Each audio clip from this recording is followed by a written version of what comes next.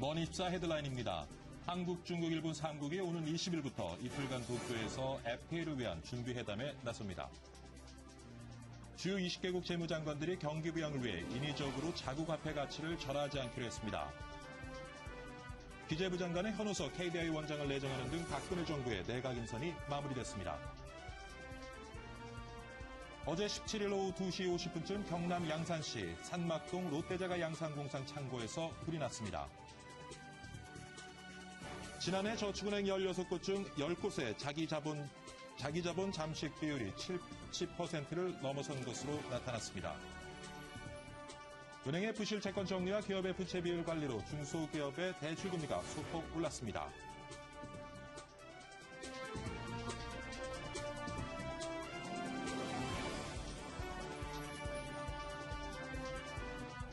네, 박희준의 여보세요. 2월 18일 월요일 2부 시작하도록 하겠습니다. 박근혜 정부의 초대 총리와 장관 내정자 명단이 확정됐습니다. 이번 박근혜 정부의 새로운 내각 조직을 보면 몇 가지 특징이 있죠. 5년 만에 부활하는 경제부총리제와 미래창조 과학부 신설 등의 변화가 일단 관심을 모으고 있고요. 중용된 인사들도 전문가형 또는 실무형이라는 평가가 잇따르고 있습니다.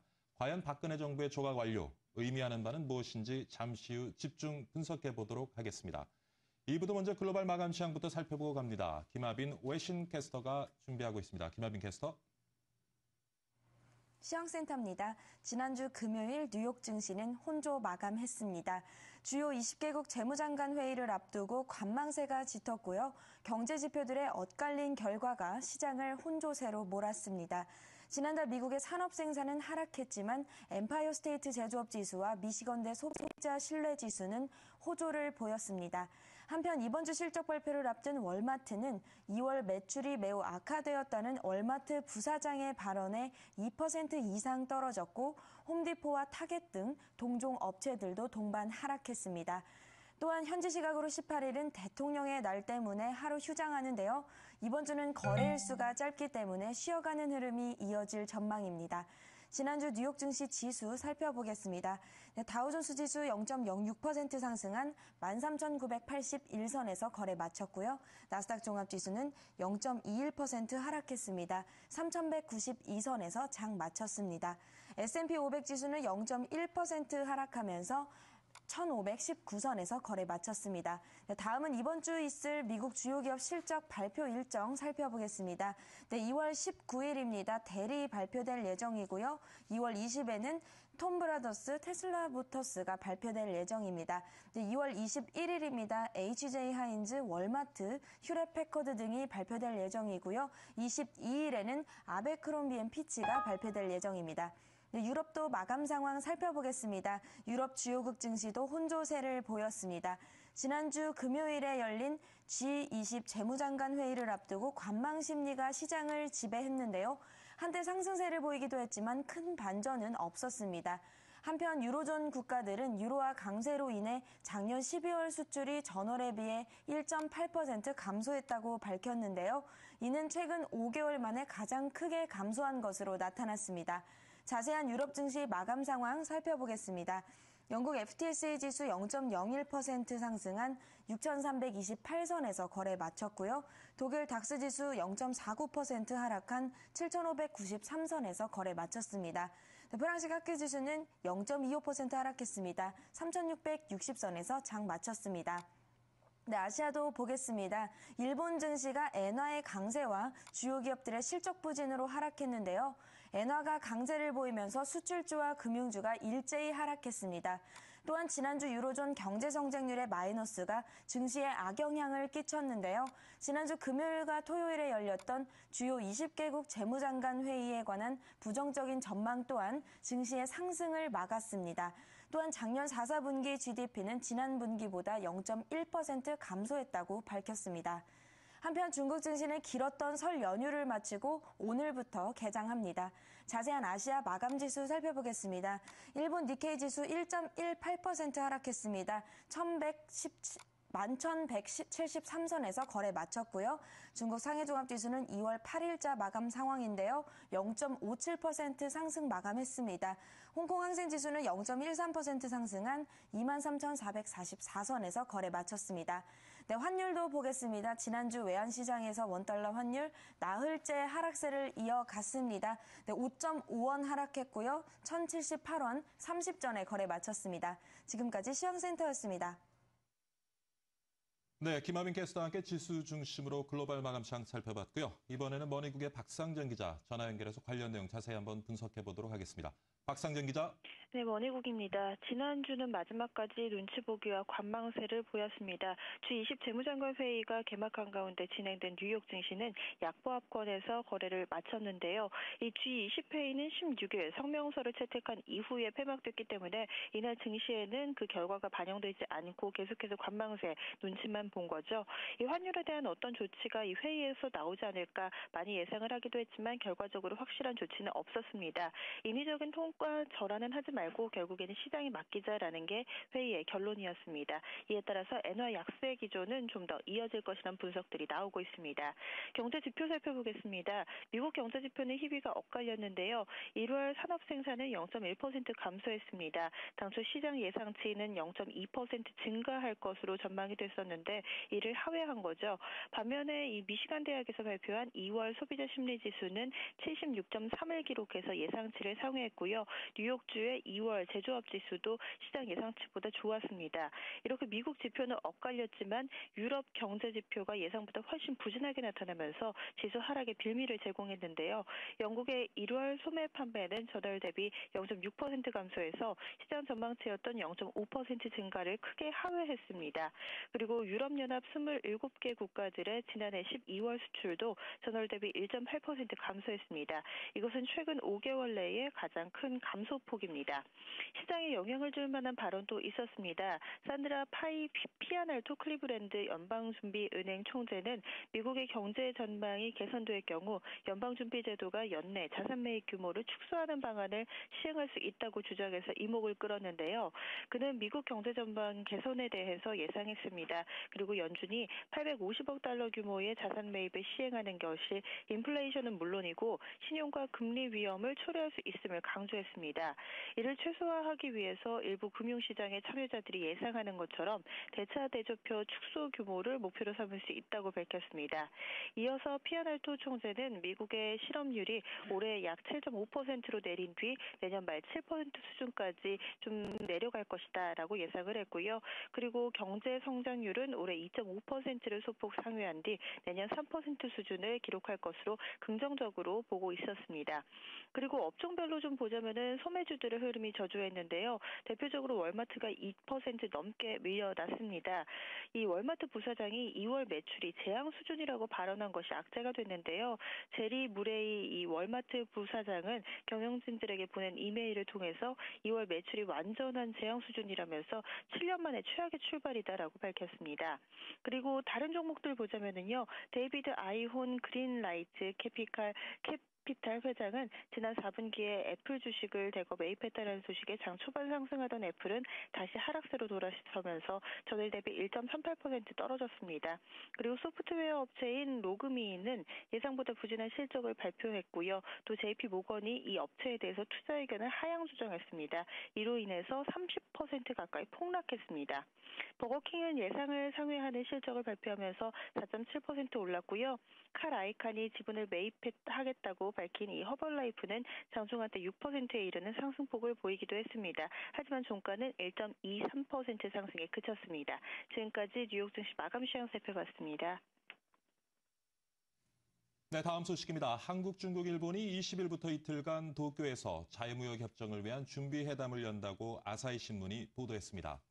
이번 회담은 올 봄으로 예정된 본회담을 앞두고 교섭 방식이나 일정 등을 협의할 것으로 보입니다. 앞서 한중일 3국은 지난해 11월 캄보디아 프놈펜에서 3국 통상장관회의를 열고 3국 FTA 협상 개시를 선언한 바 있습니다. 주요 20개국 재무장관들이 경기 부양을 위해 인위적으로 자국 화폐 가치를 절하지 않기로 했습니다. 기획재정부에 따르면 G20 재무장관들은 이틀간의 회의를 마치며 발표한 폐막 공동선언문에서 경쟁적인 통화절하를 삼가할 것이며 환율 목표를 경쟁을 목적으로 설정하지는 않겠다고 밝혔습니다. 목표 환율 정책을 지향하자는 공동선언의 표현이 구체성이 약하고 G20의 성격상 그 이행을 담보하기 어렵기 때문에 환율 공방을 풀기 위한 뾰족한 수를 내놓지는 못했다는 평가가 나오고 있습니다. 새 정부의 11개 부처 장관 인선 결과가 발표됐습니다. 경제 분야 사령탑인 경제부총리에는 현오석 현 KDI 원장이 내정됐고요. 깜짝 인사의 분위기는 여전히 이어지는 것 같습니다. 최현진 기자가 전합니다. 새 정부의 경제 컨트롤 타워인 기획재정부 장관 겸 경제부총리에는 경제관료 출신인 현오석 한국개발연구원 원장이 내정됐습니다. 또 공룡부처로 불리는 미래창조과학부 장관에는 벤처기업인인 김종훈 알카텔 루슨트 벨 연구소 사장이 깜짝 발탁됐습니다. 이번 인선에서도 각 분야 전문가 출신들이 대거 발탁됐습니다. 통일부 장관은 30년 가까이 북한 문제를 연구한 6일째 현 한국북한연구학회 회장, 환경부는 윤성규 현 한양대 연구교수, 농림축산부는 이동필 현 농촌경제연구원장이 내정됐습니다. 인수위 인사들의 발탁도 이어졌습니다.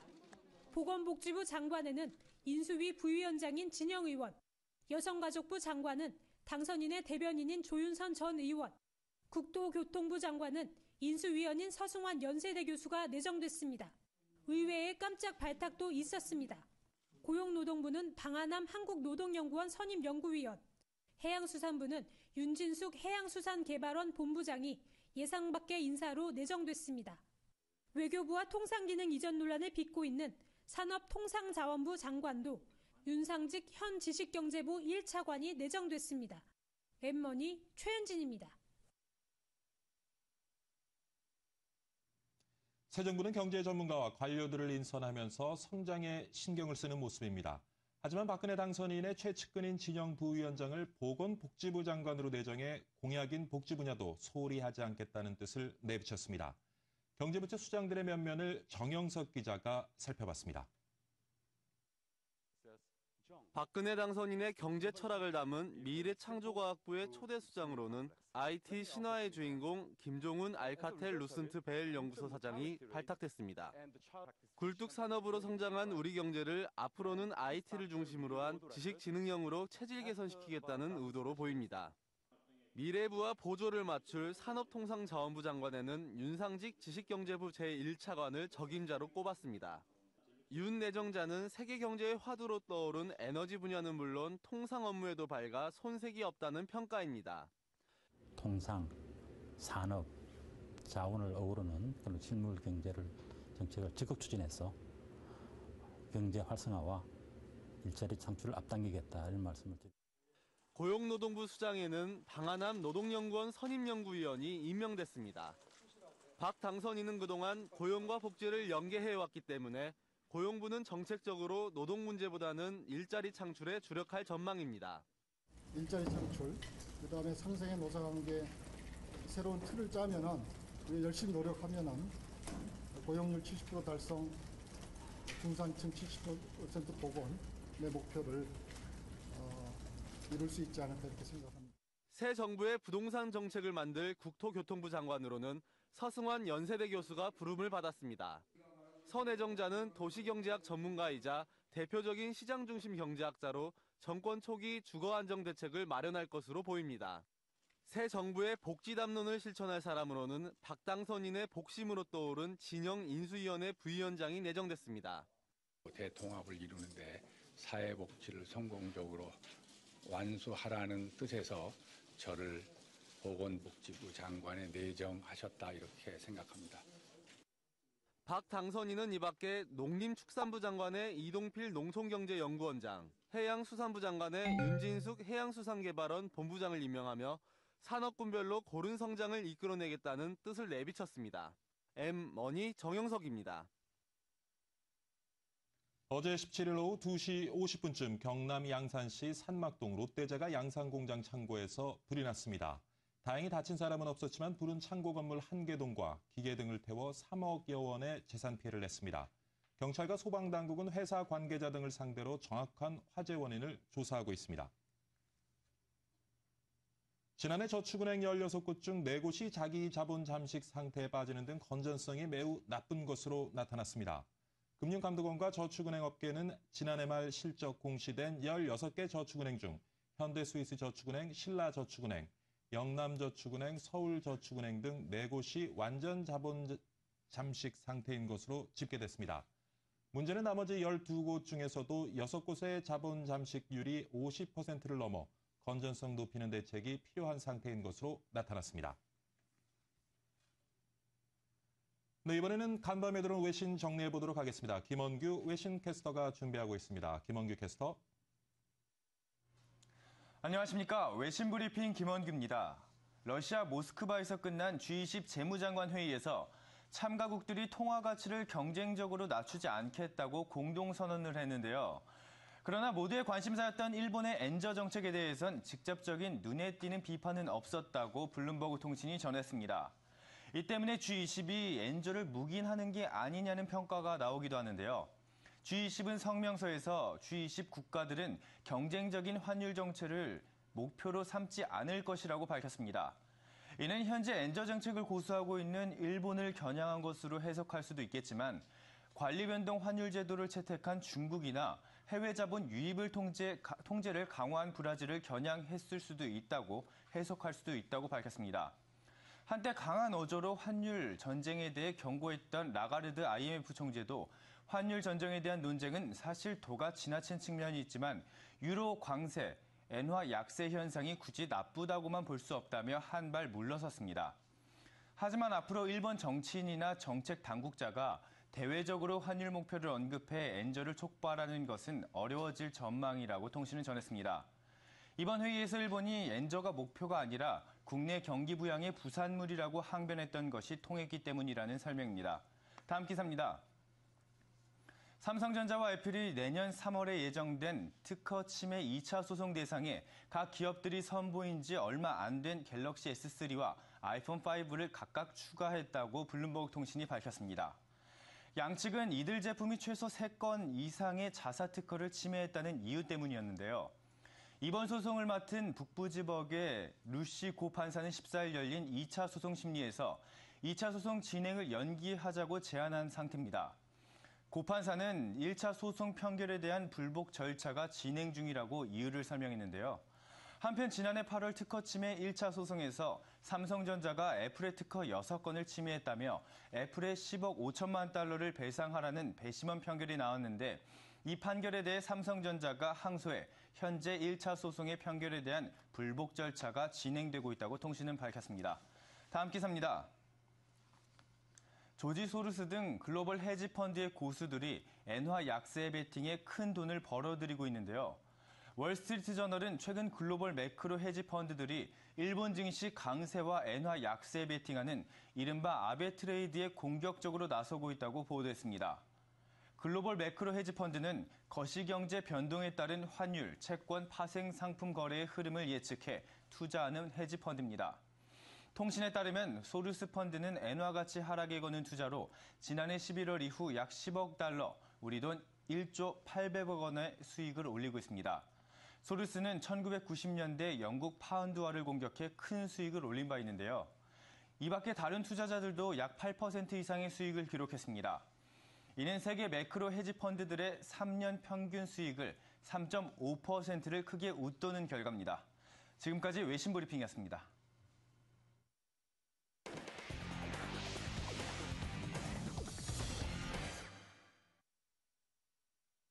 네, 이번엔 집중 관찰 시간입니다. 오늘 종목은요, 삼성물산입니다. 오늘은 토레스증권의 박준현 차장과 함께 삼성물산이 최근 어떤 이슈를 가지고 있는지 집중 분석해 보고요.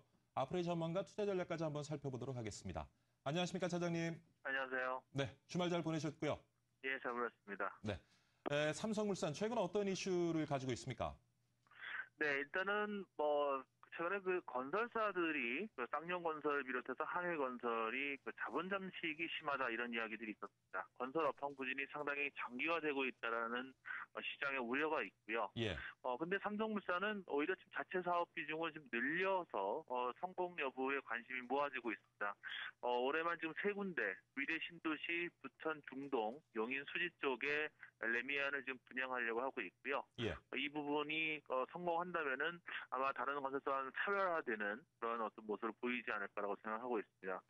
해외 수주 쪽은 지금 순항을 보여주고 있는데요. 사우디 라빅스 발전소의 우선업장 대상자로 선정이 되었습니다. 이게 삼성 엔지니어링 형제회사와 같이 지금 현재 경쟁을 하고 있는데요. 일단 상당히 그 올해 출발이 좋지 않나라고 생각하고 있고요. 말레이시아 쪽에서의 어떤 발전 프로젝트 그리고 또 인도 등지에서 이미 수주를 받았고요. 예. 호주의 마이닝이 연계된 프로젝트에도 지금 기대를 걸고 있기 때문에 상반기에 수주가 집중될 것이다라는 기대가 이어지고 있는 부분입니다. 4분기 실적을 1월 말에 발표를 했었는데요. 영업이익은 컨센서스를 상회했고요. 세전이익은 컨센서스를 좀 하회하는 다소 좀 엇갈리는 모습을 보였는데요. 예. 역시 주택 프로젝트 파이낸싱 충당금의 반영 영향이다. 결국은 국내에서는 여전히 지금 건설 업황이 부진하기 때문에 이런 부분들이 반영됐다라고 볼 수 있겠고요. 최근의 이슈뿐만이 아니라 지금 삼성물산이 가지고 있는 가장 큰 이슈는 지주회사 전환 문제입니다. 삼성그룹이 지주회사 체제로 전환을 할 것인가 하는 문제는 계속 지적이 되고 있는데요. 네. 특히 이제 경제민주화와 관련이 돼서 서둘러야 된다 이런 의견들이 나오고 있습니다. 지금 최근에 나온 이슈는 에버랜드와의 합병이 가능한 것인가라는 부분인데요. 일단은 금산분리 문제, 여러 가지 문제들이 아직 많기 때문에 갈 길이 멀다고는 하겠습니다만은 에버랜드와 합병이 됐을 경우에는 지배구조 체제가 상당히 간단해진다는 장점이 있기 때문에 특히 또 최근에 사옥 이전 문제라든지 또 에버랜드 쪽이 건설 비중을 좀 늘려가고 있는 그런 부분들을 봤을 때 지주회사 체제로 가고 있는 것이 아니냐 이런 의견들이 지금 제기되고 있습니다. 네. 최근 증시에서 수급 상황은 좀 어떻습니까? 최근 수급은 기관 쪽에서는 계속 매수 기조를 유지를 해왔고요. 예. 외국인들은 반대로 매도 기조를 유지를 해왔는데요. 지난주 금요일에는 중소형 건설사들의 어떤 관리 종목 편입이라든지 이런 어떤 악재들이 반영이 됐을지 몰라도 기관들이 매도 전환을 했습니다. 그래서 1% 밀린 6만 5천 원을 기록했습니다. 네. 자, 삼성물산이 최근 가지고 있는 이슈도 살펴봤고요. 수급 상황도 살펴봤는데 우리 투자자들은 좀 어떤 전략으로 대응을 해야 되는지요? 예, 일단은 건설업종 전반적으로 본다면은 예. 상반기는 그렇게 좋지는 않을 것으로 보입니다. 실적이 아무래도 그동안에 저가 수주의 영향이 있기 때문에 본격적으로 매출이 반영되는 2012년 그리고 올해 상반기까지는 시장에서 기대하는 실적이 나오지는 않을 것이다라고 생각합니다만은 예. 삼성물산 같은 경우에는 아무래도 해외 수주의 성과를 보여주고 있고요. 실적도 개선되는 모습을 보여주고 있고 특히 삼성전자 지분 가치를 고려를 했을 때는 건설사 가운데에서는 역시 탑픽이 아니겠는가라고 생각을 하고 있습니다. 하반기로 갈수록 완만한 실적 개선이 전망이 되고 있기 때문에 8만 원 목표가 매수 관점을 유지하도록 하겠습니다. 네. 토로스증권의 박준현 차장과 함께 삼성물산 집중 관찰해봤습니다. 오늘 좋은 말씀 감사드립니다.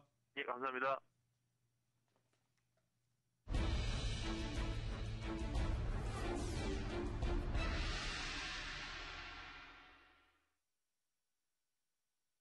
네, 이번에는 이슈 분석해보는 시간입니다. 어제가 휴일이었죠. 그럼에도 불구하고 아마 취재 기자들은 무척 분주했을 겁니다. 박근혜 정부의 새로운 내각 조직이 완료됐다는 소식과 함께 마지막 3차 인선 결과가 발표됐기 때문이죠. 먼저 이 내용 한번 정리해보도록 하겠습니다. 스튜디오에는 정영석 기자 나왔습니다. 안녕하십니까? 네, 안녕하십니까? 네. 어제 이제 3차 내각 인선 발표가 있었는데 가장 눈여겨볼 만한 것이 아마 5년 만에 부활한 기획재정부 장관 겸 경제부총리 자리가 아니었나 싶습니다. 한호석 한국개발연구원장이 내정이 됐는데 관련 소식 좀 정리해 주시죠. 예, 박근혜 정부의 인사가 대체적으로 학자 혹은 또 관료 출신들이 대거 기용되고 있는데요. 예. 이번 인선에서도 그런 성향이 그대로 나타났습니다. 기획재정부 장관으로 내정된 현호석 내정자는 과거 경제정책의 핵심 부서였던 그 경제기획원 출신으로 경제정책에 대한 풍부한 경험을 갖춘 거시경제 정책통입니다. 또한 학교연대도 남달라 그 미국 펜실베니아 대학에서 경제학 박사학위를 갖고 있을 정도로 학자의 이미지도 강합니다. 1980년대 말 세계은행의 그 이코노미스트로 활동한 경력도 있고 또 참여정부에서도 그 FTA의 민간 자문위원으로 활동한 만큼 그런 국제적인 시각도 갖췄다는 평가입니다. 이 때문에 그 박근혜 정부의 그 인사 코드에 적합한 인물이 아닐까 생각됩니다. 그렇군요. 어제 기자간담회에서 이제 중산층 복원을 강조를 했습니다. 요번에 경제부총리로 내정된 제가 이름이 또 생각이 안 나네요. 네, 한호석 KDI 원장의 성향 좀 살펴봐 주시죠. 예, 현우석 내정자는 그 성장론자로 알려져 있고 또 정부의 적극적인 개입을 지지하는 입장인 것 같습니다. 어제 기자간담회에서도 새 정부의 성장과 복지 선순환을 통해 중산층을 복원하겠다라고 밝히기도 했는데요. 예. 사회적으로 화두가 되는 복지를 빼놓지는 않았지만 그 성장에도 무게가 있음을 알려주는 대목입니다. 그 매일경제와의 인터뷰에서는 그 현 부총리 내정자는 그 성장이라는 것은 정책이 아니다. 정책의 결과라면서 그 복지 중에서도 생산성이 수반되지 않은 넓은 포퓰리즘 복지는 제고해야 한다면서 말하기도 했는데요. 예. 그는 복지에는 우선순위가 중요하다면서 보편적인 복지보다는 우선 어려운 계층을 지원하는 것이 바람직하다고 설명했습니다. 네. 또 그동안 KDI가 언급해온 현안에 대한 코멘트를 봐도 그 현 내정자의 그 성향이 묻어나는 것 같습니다. KDI가 확장 중심의 금리 정책을 주장하고 추가 예산 편성을 강조한 것도 현호석 내정자의 그 성향과 궤를 같이 하는 것으로 풀이됩니다. 한편 그 수출 중심의 경제에 대해서는 그 전직 장관들에 비해서는 유보적인 입장을 나타내고 있습니다. 최근 환율 문제에 관련해서 중립적인 입장을 표현하기도 했고요. 그 경제 민주화와 관련해서는 핵심은 공정 경쟁이라고 말하면서 그 대기업 개혁에는 그 신중한 입장을 갖고 있는 것으로 알려졌습니다. 네. 다음번에는 이제 박근혜 정부의 핵심 부처 중에 하나로 알려진 미래창조과학부 인선에 대해서 좀 얘기를 해보겠습니다. 미래부 인선에는 김종훈 벨연구 소장이 내정됐죠. 예, 미래창조과학부의 역할에 대해서는 아직 좀 불분명한 부분이 있는데요. 예. 그만큼 미래부의 첫 수장이 누가 됐냐에 따라서 그 역할과 이상이 좀 분명해질 것으로 보입니다.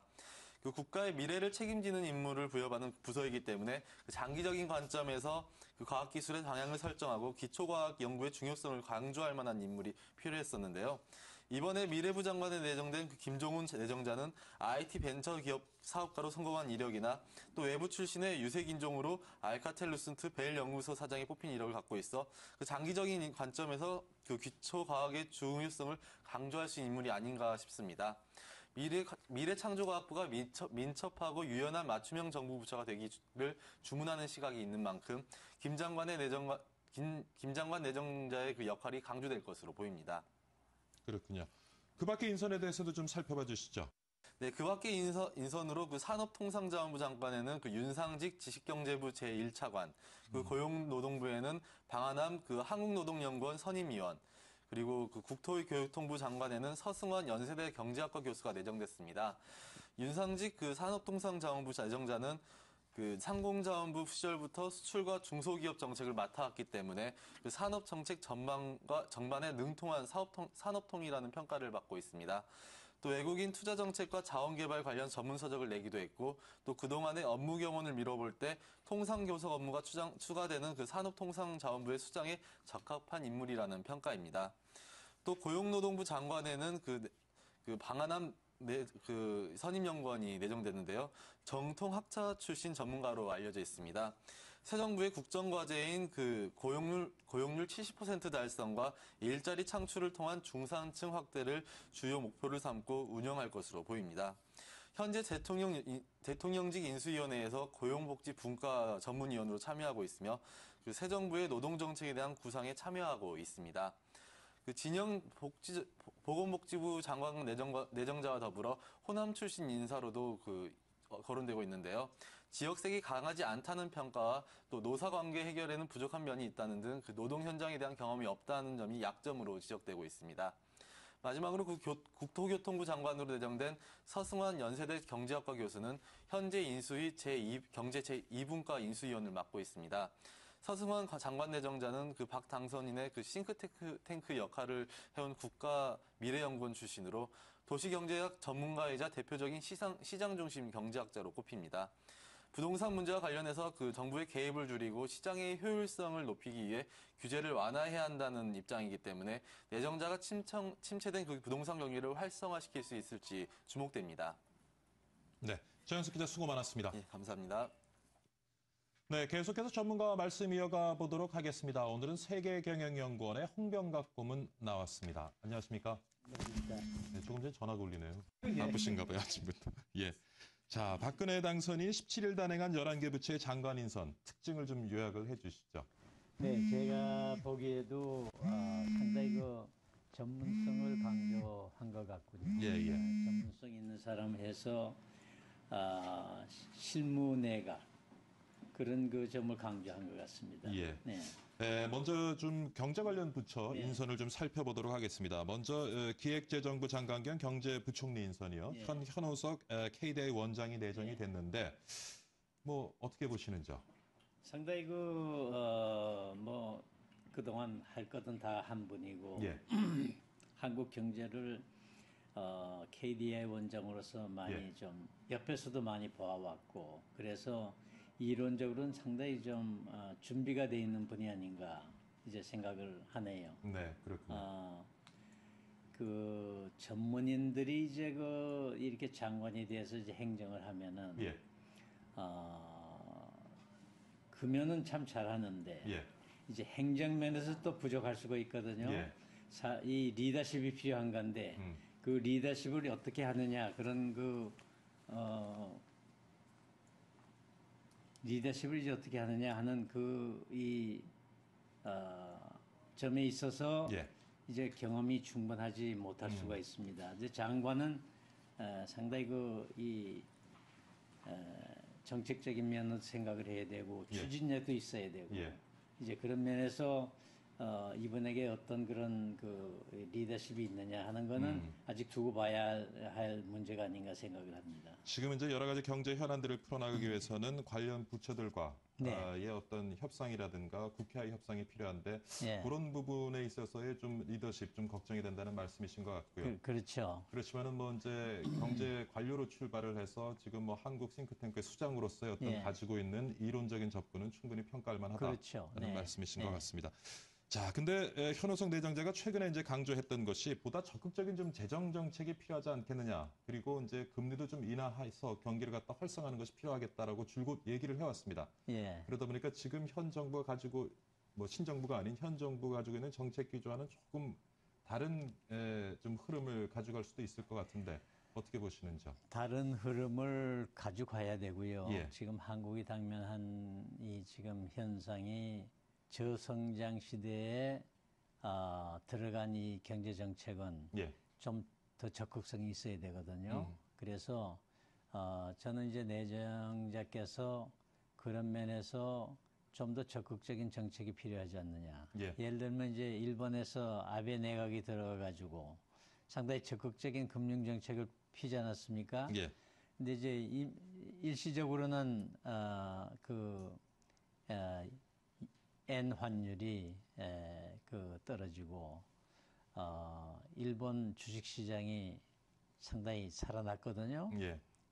이게 일시적인 현상일 수도 있지만은 우선 이제 긍정적인 효과가 나오고 있거든요. 예. 그래서 아마 이 새 경제팀도 이번 일본에서 많이 좀 배우지 않을까 생각을 합니다. 예. 네. 경제 민주화에 대해서도 조금 다른 시각을 가지고 있는 것 같기도 하고요. 늘 이제 현호석 지금 예. KDI 원장이 공정한 경쟁의 틀, 공정한 네. 경쟁을 할 수 있는 네. 시장을 강조해 왔습니다. 그리고 얼마 전에 이제 뭐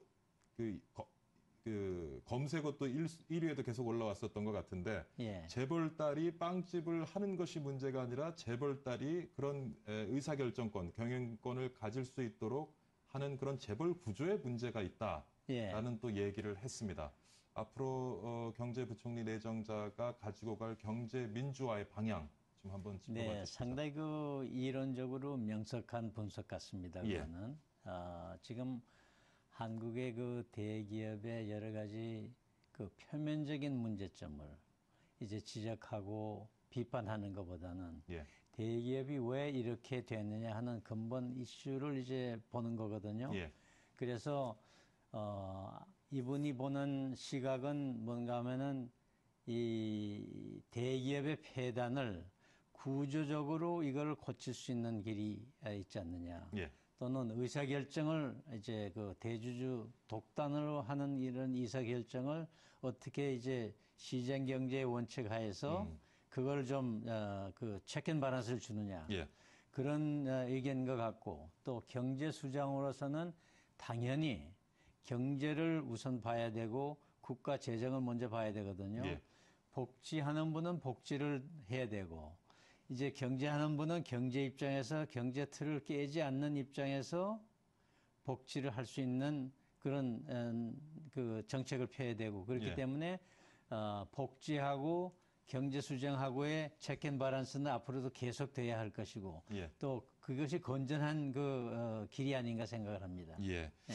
그다음에는 이제 박근혜 정부의 거대 공룡 부처 그리고 네. 핵심 부처로 떠오르고 있는 미래창조과학부에 대해서 얘기 좀 네. 해보겠습니다. 뭐 고문님 잘 아시겠지만 김종훈 베일 연구소 최고 전략 책임자가 네. 내정됐습니다. 네. 어떻게 보시는지? 그 박 당선인이 상당히 고민을 많이 한 부서 같고요. 예. 사실은 이 미래창조는 우리 한국에 지금까지 없는 새로운 걸 생각해내는 거거든요. 예. 그럼 새로운 걸 우리가 어디서 가져오겠어요? 사실은 선진국에서 좀 따오는 길밖에 없거든요. 예. 이제 그런 의미에서 이제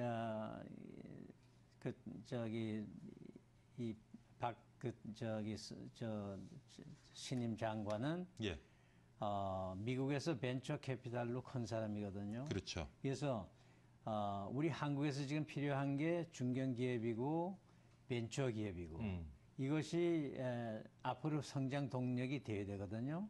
지금 대기업 위주의 성장 모델은 이제는 좀 한계에 부딪히고 있죠. 한계 부딪혔고 예.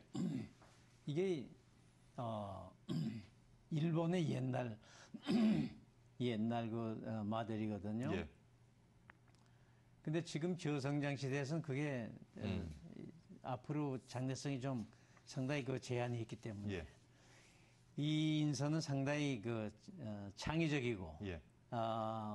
또 미래지향적인 그런 인선 같습니다. 이게 예. 이 사람이 그것이 잘한다는 보장은 없지만은 예. 하나의 좋은 착상이 아닌가 생각을 합니다. 아무래도 이제 국내 실정이 어둡다 보니까 여러 가지의 우려가 있기는 합니다만은 예. 미래 우리나라의 먹거리를 찾아내기 위한 어떤 창의적인 예. 부처로서의 기능은 충실하게 해줄 수 있을 것이다 예. 하는 말씀. 그 점이 또 한국이 좀 약한 점이거든요. 예. 예, 그래서 김종훈 예. 훈 씨는 예. 새로운 그 디멘션, 예. 그 평면을 좀 가져오지 않을까 기대를 해봅니다. 네. 예. 다음으로 저희가 눈여겨보고 있는 것이요. 예. 사실 지금 경제 활성화를 위해서는 부동산 경기 활성화가 굉장히 중요한데 예. 그러다 보니까 아무래도 이제 국토교통부 장관으로 내정된 서승환 연세대 예. 교수에 대해서도 좀 많은 관심을 가지고 있는 것 같습니다. 이번 인선 어떻게 보시는지? 글쎄요, 그 기술적인 전문성을 가지고 있는 분이니까 새로운 이 아이디어를 좀 낼 수 있는 그런 그 능력이 있지 않을까 생각을 합니다. 예. 그 부분에 있어서도 사실은 박근혜 정부가 앞으로 경제 정책에서 성공을 하려면은 예. 제 생각에는 그 사고의 전환이 많이 필요하지 않을까 생각을 했는데 이 새로운 좀 프레시한 사람들이 들어오는 것이 저는 우선은 좀 좋은 현상이 아닌가 생각을 합니다. 예. 네. 서승환 교수의 이제 좀 뭐 발표된 논문이나 예. 지난 경력을 살펴보면은 굉장히 시장 원론자인 것 같습니다. 예, 그러다 예. 보니까 참여정부 때 만들어진 부동산 관련된 여러 가지 규제들이 예. 요번에 조금 없어질 것이 아닌가라고 얘기가 많이 나오고 있는데 그 부분은 어떻게 보시는지? 아주 좋은 얘기죠. 아주 좋은 얘기죠. 지금 참여정부 때의 그 소위 규제 중심에 예.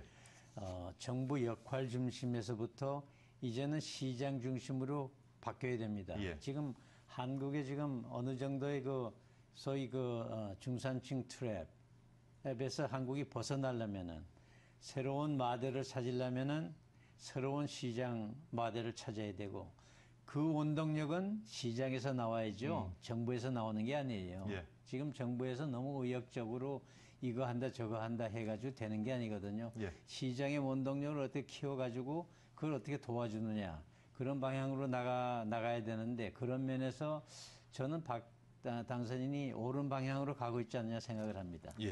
네. 자, 오늘 세계경영연구원의 홍병각 고문과 함께요. 경제 관련 부처, 내각 인선 관련된 면면 살펴봤고요. 관련해서 앞으로 우리의 경제 정책이 어느 방향으로 좀 흘러갈지 한번 짚어봤습니다. 오늘 이른 아침에 출연 감사드립니다. 네. 수고 많으셨습니다.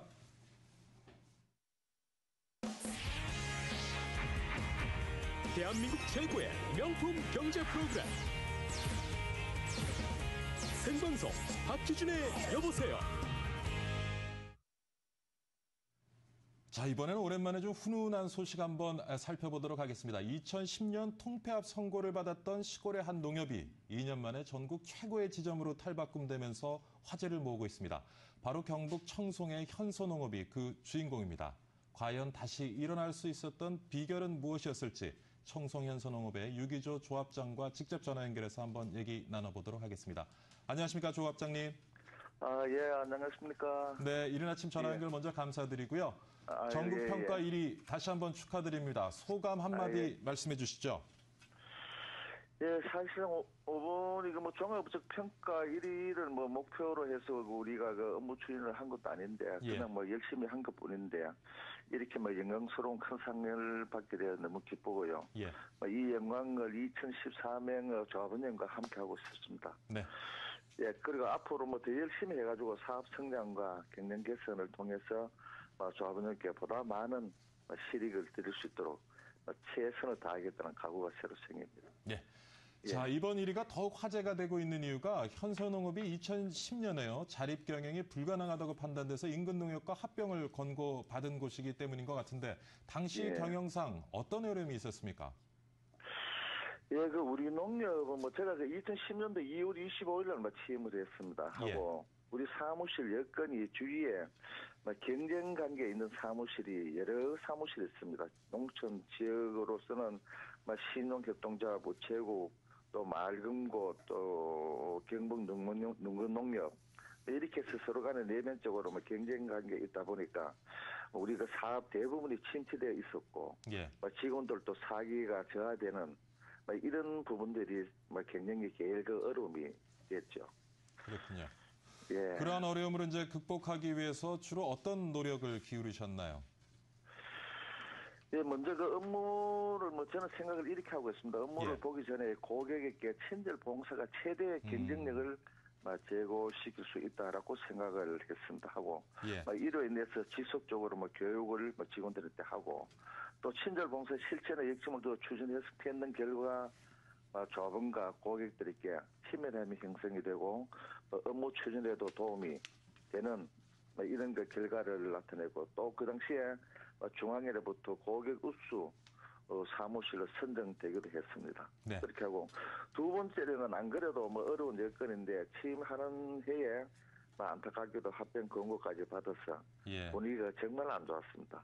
그러나 열심히 하면 분명히 노력한 만큼 성과는 나타난다는 경영 철학으로 직원들과 공감대를 이루면서 우리가 할 수 있는 것부터 역점 사업을 선정해가 최선을 다해 추진한 결과 상당한 성과를 거두었습니다. 그렇고 또 내부적으로는 적자 운영되는 사업은 직영에서 임대로 전환도 했고 수익률이 높은 사업을 임대 경영하고 있는 것을 직영으로 사업 방식을 바꾸고 물론 이 과정에 아픔도 있었습니다만은 이렇게 성과에 이렇게 사업 방식을 바꿈을 해서 많은 성과를 받고 특히 사과 판매 사업을 조합원들이 생산한 농산물을 팔아주는 사업이기 때문에 농협이 꼭 해야 되는 사업이죠. 이 사업 개척을 위해가 내부 정상망 또 인터넷을 통해가 사과 주문 택배 사업을 시작해가 대도시 농협을 거래처를 확보를 하고 마케팅에 나가가지고 지금도 상당한 성과를 거두고 있습니다. 예, 그러한 노력 덕분에 아무래도 현소농업은 업적 평가, 제가 이렇게 보니까 유통혁신, 교육 지원 등 전 분야에서 지금 높은 점수를 받은 것 같은데 2년 만에 이루어낸 혁신, 그 원동력은 어디에 있다고 보시는지요? 제 생각은 여러 가지가 있겠지만 그래도 첫 번째로 말할 수 있는 것이 조합원님과 고객들로부터 신뢰가 쌓이는 것과 두 번째는 역시 이런 사람이 함으로 우리 직원들의 의식 변화로 열심히 해야겠다는 마음가짐이 조직 문화로 정착되기에 사업 성장과 경영 개선의 원동력이 되었다고 생각을 하고 있습니다. 네. 앞으로 또 뭐 계획하고 계신 것이 있다면 무엇인지 목표와 포부 좀 말씀해 주시죠. 예, 작년에 우리 그 중앙에 사업 구조 개편도 있었습니다만 앞으로 예. 우리 농산물 판매 사업의 최우선을 두고 추진할 계획이고 내년도에 2014년도에 지역 보상금으로 20억 예산으로 유통시설이 준공할 계획으로 있습니다. 이것이 준공이 되면은 사과 판매 사업은 굉장히 활성화되리라고 생각을 하고 또 한 가지는 하나로 마트를 확장을 해서 주차 공간도 확보를 하고 질 좋은 생필품을 저가에 공급하는 이런 그 서비스를 제공해 나가면서 농업을 운영할 계획입니다. 그중에 농협 풀 주유소 설치도 지금 검토 중이고요. 예. 그 목표로는 우리 농협이 전능적 농촌 지역으로 규모는 단일 농협으로 적지만 앞으로 경영이 제일 튼튼한 농협, 농산물을 제일 팔아주는 농협, 교육 지원 사업비를 늘려 조합원께 영농자재, 무상 지원 등을 실익을 최고로 지원해 주는 농협으로 만들고 정말 농협이 제 역할을 다하는 조직으로 경제적으로 약자에 있는 농민조합원에게 조합원님의 문화적, 경제적, 사회적으로 지위 향상을 위하여 저 마지막 봉사하는 자리이다 생각하고 해임 때까지 최선을 다할 생각입니다. 네. 자립 불가능한 협동조합에서 전국 평가 1위로 올라선 현서군요. 현서 농협조합장 연결해서 성공담 같이 한번 나눠봤습니다. 오늘 말씀 감사드립니다. 예, 고맙습니다. 네, 수고하셨습니다. 예. 네, 인터넷이 일상화되면서 나타나는 문제가 바로 개인정보 유출에 대한 문제죠. 지난 몇 년간 여러 차례 걸쳐 대규모 개인정보 유출 사건이 일어났었습니다. 지난 15일이죠. 개인정보 유출 피해를 입은 네이트와 싸이월드 회원들이 SK커뮤니케이션을 상대로 낸 집단 소송에서 승소 판결을 받았다고 합니다. 기업을 상대로 한 소송에서 피해자가 승소한 경우는 사실 이번이 처음이라고 하는데요. 이번 판결로 앞으로 다른 소송에도 영향이 미칠 것으로 보입니다. 자세한 내용을요, 연세대학교 이정우 교수와 함께 알아보도록 하겠습니다. 안녕하십니까? 안녕하십니까? 예. 자, 이번 판결 개인정보 유출 피해자들이 처음으로 이제 승소했다는 측면에서 우리가 주목해 볼 만한데 좀 관련 내용을 살펴봐 주시죠. 예, 맞습니다. 개인정보 유출이 사회적 문제로 우리 사회에 등장한 게 벌써 한 5년이 넘어가는데요. 예.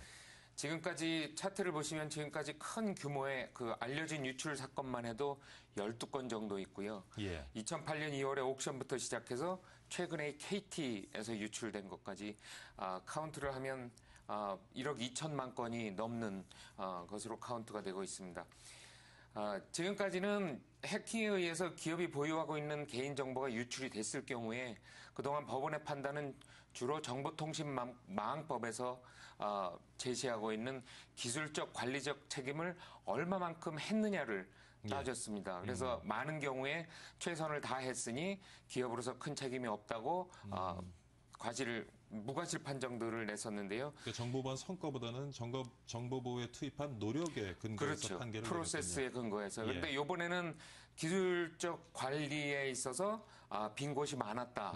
침입 탐지 시스템을 제대로 작동시키지 못했고 예. 그다음에 기업용 RGB을 쓰지 않고 보안상 취약한 RGB, 공개용 RGB를 썼다는 점. 예. 그다음에 DB 관리자가 제대로 로그아웃을 안 했던 점들 같은 것들, 관리가 소홀했던 점으로 인해서 위자료를 물으라고 판정이 났죠. 판결 규모는 어떻게 됩니까? 보상의 규모는? 지금 판결 규모는 1인당 20만 원 정도로 해서 2,700명이 소송을 했으니까 아직 우리나라에는 미국처럼 클래스 액션 소송이 없어서 다른 분들도 이것들을 받고 싶으면 또다시 소송을 하셔야 됩니다. 네, 그렇군요. 자, 이전에는 아까 말씀하신 것처럼 기업들이 해킹이니까 어쩔 수 없었다. 뭐 이런 태도를 많이 취했는데 앞으로는 좀 그런 태도가 시장에서 통하지 않을 것 같고요. 네. 이번 어떤 판결로 인해서 앞으로는 정보 보호에 대해서 기업에 좀 우리 사회가 강한 책임을 물을 것 같은데 앞으로 기업 활동에도 좀 영향을 줄 수 있겠죠. 이번 판결 결과는요. 그렇습니다. 사회적인 분위기는 일단 5년 전 흘러왔던 시간보다는 많이 바뀌었고요. 작년 8월부터 시작해서 방송통신위원회에서도 기술관리적 보호 조치를 준수를 하지 않으면 과태료를 물릴 수 있는 규정을 이제는 만들어 넣습니다. EBS와 KT가 최근에 개인정보 유출 사건이었는데 기초조사 아직 진행 중입니다만 기초조사에서 역시 기술적, 관리적 조치가 제대로 됐는지를 보고 있고 아직 걸려있는 소송들도 많아서 도미노 현상이 예상이 되고 있고요. 전체적으로 아까 말씀드린 숫자들을 합쳐서 산술적으로 계산을 해보시면 지금까지 1억 2천만 건 곱하기 각 건당 20만 원 하면 단위상으로 20조가 넘어가는 숫자가 나옵니다. 물론 모든 분들이 다 소송을 하시는 건 아니시겠지만 기업 입장에서는 액수도 크고 그리고 기업 이미지에 미치는 영향들이 과거에 생각했던 것보다 커서 그 정책적 규제와 함께 기업들에서도 인식이 바뀔 가능성이 높습니다. 참, 근데 이번 재판부의 그 판결문을 보면은요, 3,500만여 건의 개인정보가 외부로 유출됐음에도 불구하고 기업은 정보가 유출된 것에 대해 눈치를 채지 못했다는 데 대해서 굉장히 문제를 지적하고 있는 것 같습니다. 이거 참 큰일인 것 같아요. 그러니까 우리의 정보가 수없이 떠돌아다니는데도 그걸 인식조차 못하고 있는 상황이다. 어떻게 보십니까? 맞는 말씀입니다. 인터넷으로 정보들이 모여들면서 어느 정도는 예상이 되었던 일이긴 합니다만 기술이 발달되면서 옛날 말에 모순이라는 말이 창과 방패처럼 보안을 막는 기술뿐 아니라 보안을 뚫는 기술도 개발이 돼서 이번 SK컴스 같은 경우에는 그 파일 압축 프로그램인 R집에다가 악성 코드를 심어놓은 것을 모르고 62대의 컴퓨터를 업데이트를 했고 이 업데이트된 컴퓨터에 악성 코드들이 지속적으로, 그러니까 한꺼번에 몇 천만 건을 한꺼번에 다 뺀 것이 아니라 지속적으로 아이디와 패스워드를 계속 모니터링하면서 몇 개월에 걸쳐서 아주 그 악의적으로 빼간 상황이라서 이제는 탐지가 되겠지만 그 당시에는 신기술이었고 이러한 기술들로 인해서 농협의 경우에도 악성 코드를 통한 불특정 다수 감염 중에서 걸린 컴퓨터 중에서 잡혀낸 것들이기 때문에 굉장히 악의적이고 기술적인 보안 조치가 앞으로는 많이 더 발달이 돼야 될 것으로 보입니다. 그렇군요. 앞으로 개인정보 유출을 좀 예방을 하려면 기업들은 개인정보 보안에 대해서 보다 많은 투자를 좀 해야 되겠고요. 개인들도 개인정보의 중요성에 대한 인식이 좀 더 돼야 될 것 같고 정부에서도 관련되는 또 뭐 지원 혹은 뭐 규제들을 만들어야 될 것 같은 이런 삼박자가 골고루 좀 균형적으로 갖추어질 때 정보 보안이 효과 있게 좀 실행되지 않을까 보여지는데 어떻게 보시는지? 맞습니다. 삼박자가 다 필요합니다. 지금까지는 개인들의 경우에 사이트에서 통지가 오면 그 패스워드를 바꿔라 이런 조치를 좀 취해라 하는 통지를 저도 주위에서 많이들 봅니다만 실제적으로 안 바꾸시는 분들이 굉장히 많은 경우가 있고요. 기업들 입장에서도 보안 담당자만 선정을 해놓고 정부 입장에서도 그냥 규제만 하면 될 것이 아니냐라고 생각을 했었는데 지금 여러 가지 심층 좀 더 심화된 기술들이 나오고 있는 관계로 삼박자가 확실히 맞아야 되고요. 어떤 면에서는 지금 현재 우리나라에서 개인정보에 관해서는 완전히 규제로만 풀려고 하는 시도들이 사실은 굉장히 강한데 어떤 면에서는 많은 학자들의 의견 중에서 개인정보를 오히려 거래를 할 수 있도록 풀어주고 산업화를 시키면 그것들이 오히려 양성화되면서 보호하는 역할을 산업에서 하지 않을까 하는 시각도 지금 현재로는 있습니다. 불법적인 유통을 막을 수 있을 것이다. 네. 자, 정보보호법 개정 지금 뭐 얘기를 하셨는데요. 우리의 정보보호법은 아직 선진국에서는 걸음마 단계 수준이죠? 맞습니다. 어떻습니까? 지금 현재로 어떤 방향으로 우리의 정보보호법이 좀 바뀌어가야 될지요? 시청자분들도 자세히 아마 요새는 뉴스에서들 듣고 계실 것으로 보이는데요. 잊혀질 권리라는 얘기가 인터넷상에서도 조금씩 나타나고 있습니다. 2011년에 스페인 개인정보보호원에서 구글을 대상으로 인터넷에 게재된 90명의 개인정보를 삭제하라고 명령할 때 썼던 용어인데요. 이제는 인터넷에 흘러다니는 정보를 내가 원하면 나에 관한 정보뿐만이 아니라 나에 관한 정보와 연계된 다른 사이트의 링크들까지도 지워주라는 형태의 잊혀질 권리에 대한 법제화가 EU를 중심으로 지금 진행이 되고 있습니다. 우리나라에서도 국회에 제안은 돼 있는 상태인데 아직까지는 논란이 많을 부분들이 포함이 돼 있고요. 외국의 경우에는 사이버 장의사나 디지털 장의사처럼 내가 필요한 경우에 나에 관한 정보를 전부 삭제해달라고 하는 서비스 1인당 300불 정도에 진행을 하는 서비스들도 진행되고 있고 국내에도 그런 비즈니스를 하고 계시는 분들이 계시는 것으로 알고 있습니다. 네. 자, 오늘 연세대학교 이정호 교수와 함께요. 정보, 보안 관련된 내용 같이 한번 좀 살펴봤습니다. 오늘 좋은 말씀 감사드립니다. 네, 박희준의 여보세요. 오늘 준비한 내용은 여기까지입니다. 한 주의 시작입니다. 활기찬 하루 보내시고요. 저는 내일 다시 건강한 모습으로 인사드리도록 하겠습니다. 시청해주신 여러분 정말 감사드립니다.